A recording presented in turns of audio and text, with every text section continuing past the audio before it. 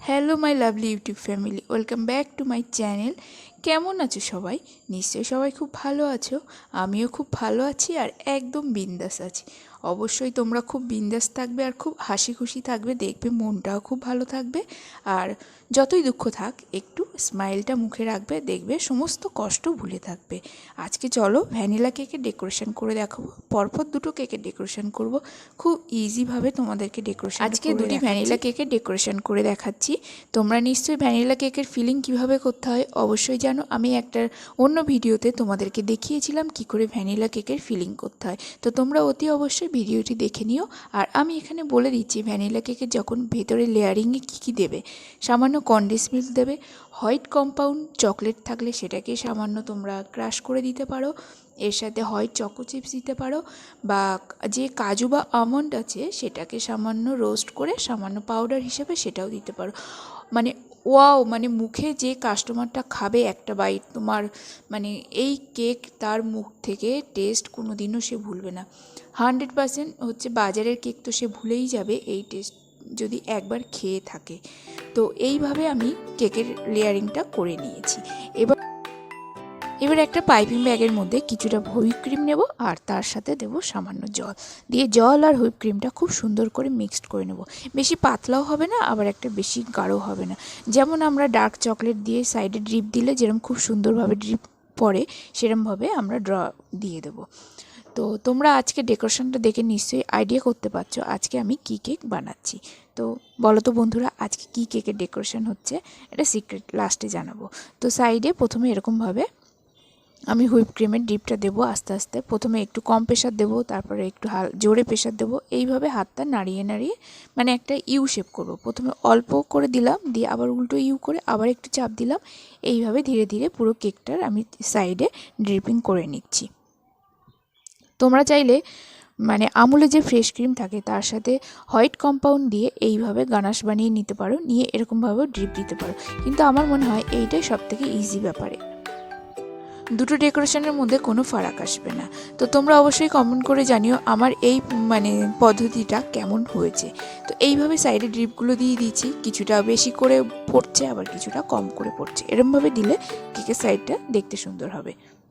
এরপর একটা নাইফের সাহায্যে কেকের মাঝখানটা একটু গর্ত করে নেব।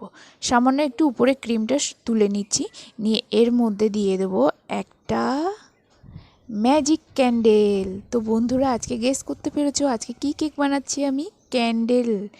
এটা আমার কাস্টমারের ডিমান্ড ছিল যে এই ক্যান্ডেল কেকটা জ্বালিয়ে তারা ফার্স্ট অ্যানিভার্সারিতে ক্যান্ডেল লাইট ডিনার করবে। ভাবা যায় কাস্টমারের আজব আজব ডিমান্ড, এমন এমন কাস্টমার আসে, সে কত ধরনের তাদের ডিমান্ডও থাকে। তো সেই ডিমান্ড অনুযায়ী আমি কেকের ডেকোরেশনটা করে রাখি। একটা কথা কি, কাস্টমার হচ্ছে লক্ষ্মী, লক্ষ্মীকে কখনো হাতছাড়া করা যায়? তো এইভাবে মাঝখানে একটা ক্যান্ডেল দিয়ে দিলাম, দিয়ে এবার ক্যান্ডেলের সাইডটা খুব সুন্দর করে হুইপ ক্রিম দিয়ে গোল রাউন্ড করে দেবো। কারণ ক্যান্ডেলের সাইডটা কেমন এরকম একটা প্যাঁচানো প্যাঁচানো ভাব থাকে, সেটা দেখানোর জন্য আমি সুন্দর করে এইভাবে গোল গোল গোল গোল রাউন্ড করে হুইপ ক্রিমটা দিয়ে দিচ্ছি। তো তোমরা দেখতে থাকো কী করে আমি হুইপ ক্রিম দিয়ে ক্যান্ডেলটা বানাচ্ছি।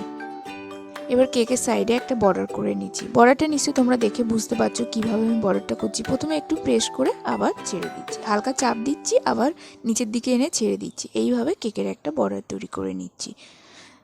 তো ফাইনালি আমার ফার্স্ট কেকটা ডান হয়ে গেছে। তো মোমবাতি কেকের ডেকোরেশনটা কেমন হলো অবশ্যই তোমরা কমেন্ট করে জানিও। চলো এবারে সেকেন্ড কেকটাও ডেকোরেশন করে নিই। সেকেন্ড কেকটাও ভ্যানিলা ফ্লেভারের ছিল। যতক্ষণ ফার্স্ট কেকটা রেডি করছিলাম ততক্ষণ আমি এই কেকটা ফাইনাল আইসিং করে আমি ফ্রিজে ঠান্ডা হওয়ার জন্য রেখে দিয়েছিলাম। এবারে এখানে আমি স্টার নজেল দিয়ে খুব সুন্দর করে ঘুরিয়ে ঘুরিয়ে ফুল বানিয়ে নিচ্ছি। এটা কিভাবে করছি, এটা ঘড়ি যেরকম ঘোরে তার উল্টো দিকে কাঁটা ঘুরিয়ে আমি যেরকম ফুলটা তৈরি করে নিচ্ছি। তৈরি করে নিয়ে এবারে এখানে আমি করে দেবো স্প্রে। এক একটা ফুল এক একটা কালারের স্প্রে করে দেবো। এখানে নিয়ে নিয়েছি বেকারস ভিলা রোজ পিঙ্ক আর ইয়েলো কালার। তো একটু রোজ পিঙ্ক কালার স্প্রে করব প্রথমে, তারপরে করব ইয়েলো কালার।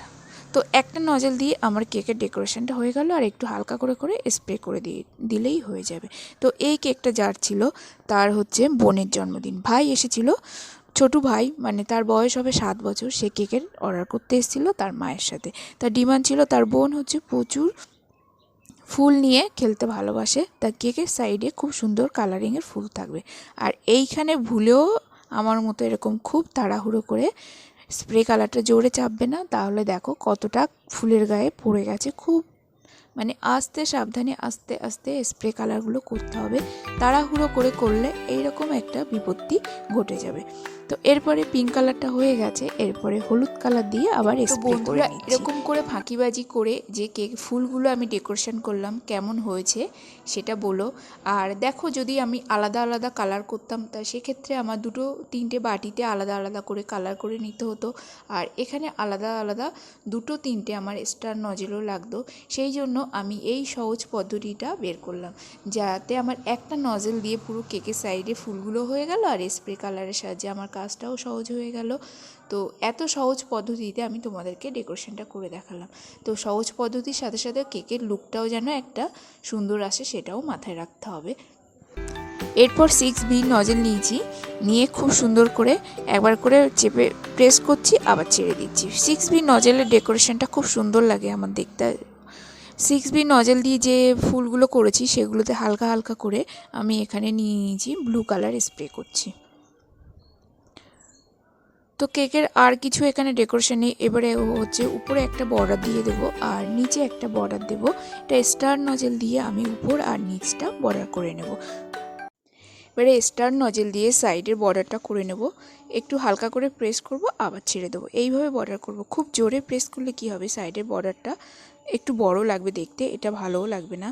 তো বন্ধুরা, তোমাদের সাথে কি এরকম হয় যখন কেকের ডেকোরেশন করছো, করতে করতে ক্রিমটা শেষ হয়ে গেলে তখন আঙুল দিয়ে আস্তে আস্তে চেপে চেপে কোনো রকমে ওখানটা ম্যানেজ করে নিতে হয়? তো এরকম নিশ্চয়ই সবারই সাথে হয়। এবার সেমভাবে উপরেও বর্ডারটা করে নিয়েছি, নিয়ে হ্যাপি বার্থডে দিয়ে আর উপরে একটা দিয়ে দেবো প্রজাপতি। ফুলের মাঝখানে একটা প্রজাপতি খুব সুন্দর একটা লুক ক্রিয়েট করবে, ওই জন্য প্রজাপতিটা আমি দিয়ে দিলাম। তো বন্ধুরা, আজকে দুটি কেকের ডেকোরেশনটা কেমন হলো, কিছু অন্তত তোমাদেরকে আমি শেখাতে পারলাম, সেটা অবশ্যই তোমরা কমেন্ট করে জানিও। আর ভালো লাগলে অবশ্যই ভিডিওটি লাইক, কমেন্ট, শেয়ার আর সাবস্ক্রাইব করো। ততক্ষণ সবাই ভালো থেকো, সুস্থ থেকো। দেখা হচ্ছে নেক্সট ভিডিওতে। আর কোনো যদি হেল্পের দরকার হয় অবশ্যই কমেন্ট করো, আমি অ্যান্সার করে দেবো। ততক্ষণ টাটা, বাই বাই।